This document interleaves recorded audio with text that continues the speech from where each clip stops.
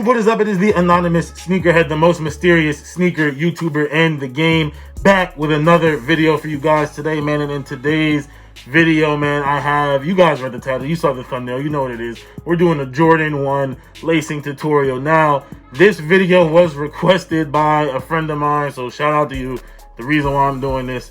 But at the time of me recording this video, we're at 945 subscribers. The goal is to hit 1,000. I'm not sure when this video will release, probably sometime over the weekend. But if you haven't already, make sure that you go ahead, hit that subscribe button, join the anonymous sneakerhead family, join the channel. Like I said, goal is to hit 1,000 by the end of the year. Also, make sure that you smash that like button. Really helps with the algorithms, helps bring more people to the videos, helps grow the channel, all of that good stuff. And then last but not least, follow the Instagram at Anonymous Sneakerhead. You get a lot of information up there first. But without further ado, we'll get into this lacing tutorial now. Usually when I've been doing my lacing tutorials, I do it on the shoe that I recently picked up and then just went ahead and laced them. So I did it on a pair of Air Max 90s. I did it on Jordan 5s. It was a pretty successful video. Jordan 6s. And actually, you guys seem to really like those videos. So I think I'm going to put a playlist together of all of those. I'll put the description to that playlist down below in the description, and obviously this video will be in that playlist. But since I haven't picked up a Jordan 1 in a while, that I kept anyways,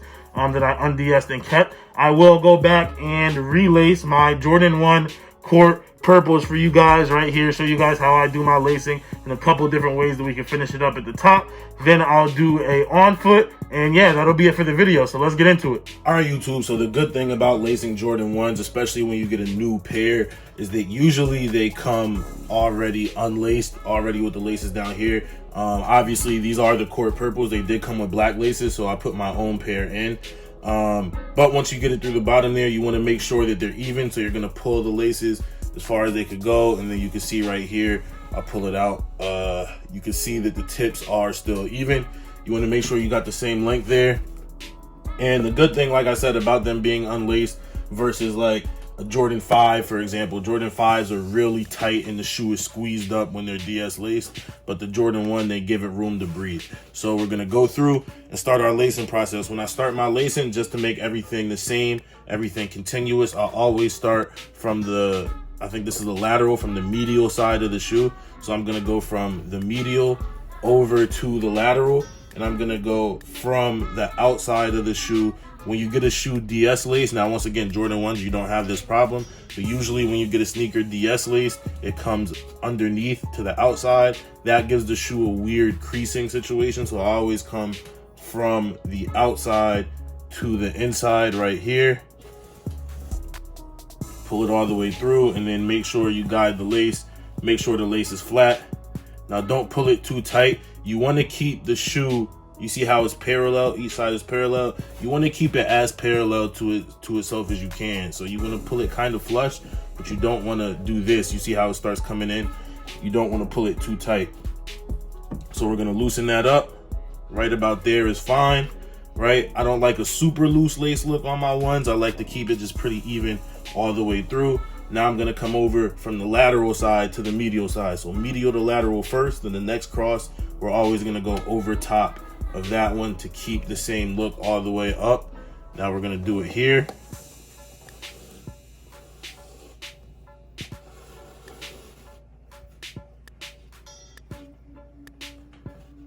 There it goes. Once again, don't pull it too tight. And then we're going to just follow that pattern. You see I'm keeping the laces flat and everything. We're going to follow that pattern all the way up until we get to the eyelet right before, I call this the dip in here. So what is this? The 1, 2, 3, 4, 5, 6th eyelet. So we're going to go all the way up until we get to the 6th eyelet on the Jordan 1. And then things are going to get a little bit different.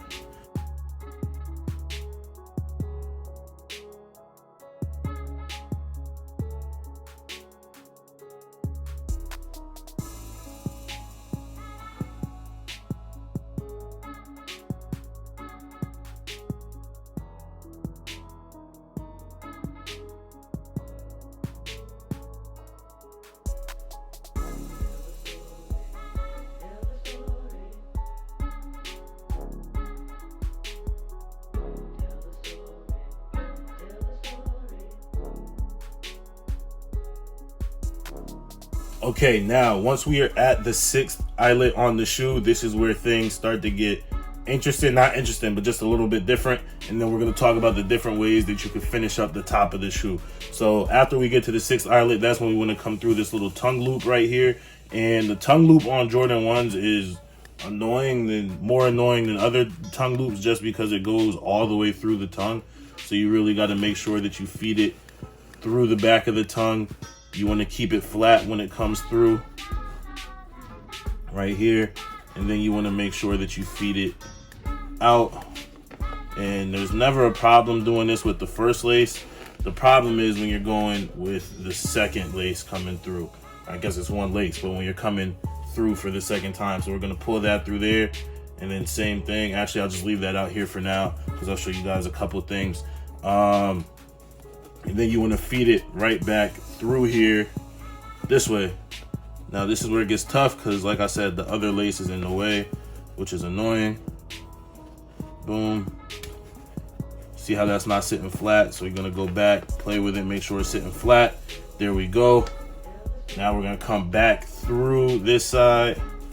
If I can find it.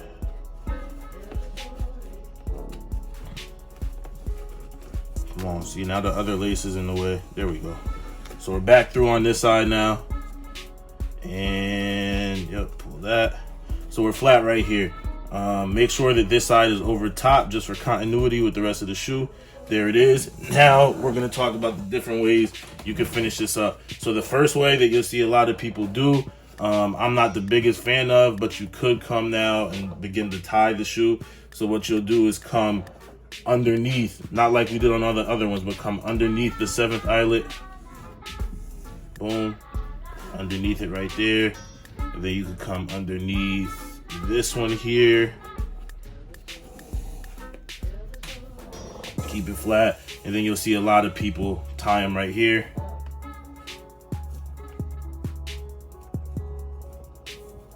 You'll see a lot of people do something like that, tie it right there after the 7th eyelet. Me personally, I don't really like the look of a tied shoe on the Jordan 1. So I'm gonna come back out through here. There we go. Boom, come back out through there. And I'm actually gonna use all 9 eyelets on the sneaker. So we already came through here, so we can just go right back to the outside like we were doing before. Make sure everything sits flat. Boom. Make sure this side sits flat. Right there. There we go. Bang. Make sure that sits flat. And then when we get to the 8th and 9th eyelet, once again, we're going to start on the medial side of the shoe, work to the lateral. So we're going to come once again from the outside in here. Bang.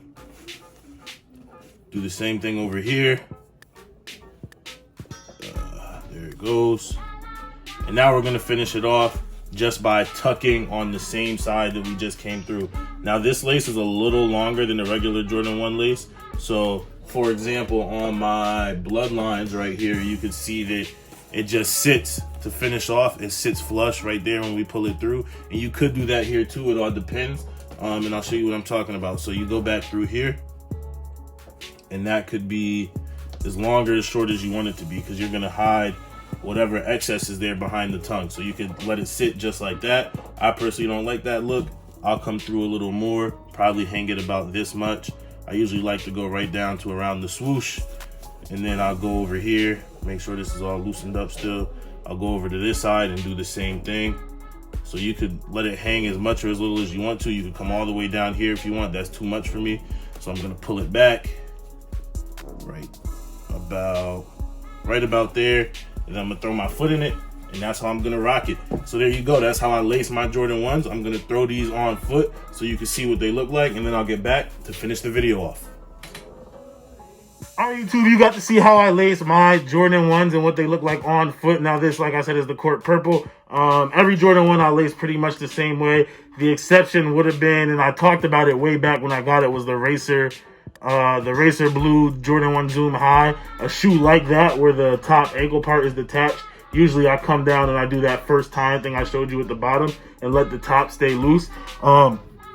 But that could also change depending on the outfit I'm wearing with it, how I'm going to lace it. So that's another thing to keep in mind, how different shoes look and different laces look with the rest of your outfit. It's a really, really overlooked part when people get dressed. But that is it for this video, you guys. Let me know what you think down below in the comments. Hopefully you learned something. Hopefully it helps you lace your Jordan 1s from here on out. Really, really simple shoe, simple look. Can wear them on almost anything. But like I said, that's it. Let me know what you think down below in the comments. I am the Anonymous Sneakerhead. If you are new here, make sure that you go ahead and hit the subscribe button, man. Join the channel. Join the Anonymous Sneakerhead family. The goal is to hit 1,000 by the end of the year. Also, make sure to go ahead and smash that like button, man. Really helps with the algorithms, help bring more people to the videos, which can help us grow the channel. And then last but not least, make sure that you follow the Instagram at Anonymous Sneakerhead. You get a lot of information up there first, polls, stories, questions, kicks of the day, all of that good stuff. So make sure you do that. But that is it for this video, you guys. I am the most mysterious sneaker YouTuber in the game. And as always, it's all about the sneakers.